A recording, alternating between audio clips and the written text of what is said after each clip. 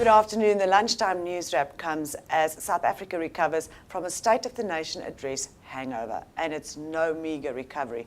Political opposition parties are fuming following the pandemonium in Parliament last night when officers were sent in to forcibly remove MPs that was disrupting President Jacob Zuma delivering his SONA 2015.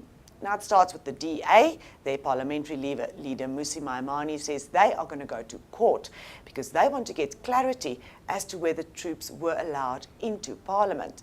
Maimane says, according to him, the officers were standing ready and armed outside the premises and they were acting with military precision once they came in.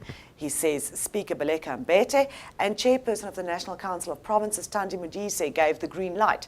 And for that reason, the DA want these presiding officers to be removed from their posts. They are also going to apply to Parliament that happens. Then it's over to the EFF. Leader Julius Malema is this morning as red with anger as he's red overall.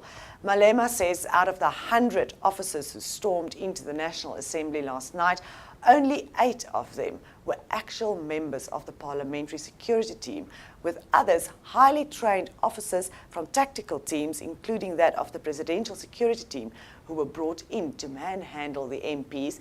He says 7 of the EFF MPs were injured, and he's taken us through a detailed account of the punch-ups and the fist fight once the MPs were removed from the National Assembly and when the media cameras were off and no one could see what was actually happening. The president himself, meanwhile, admits Parliament has a problem. The solution, President Zuma says, presiding officers like Mbete and Modise should apply the rules of Parliament more strictly. The president says, yes, there's a problem. The DA says Parliament is broken. The EFF says it was the state of the nonsense. And it's Super Rugby season. It's officially underway. The Brumbies beat the Reds 47-3, but the first upset of the season happened in the first game when the Rebels beat the Crusaders on their home ground in Christchurch by 20 points to 10. Join me again on Monday on the Lunchtime News Wrap.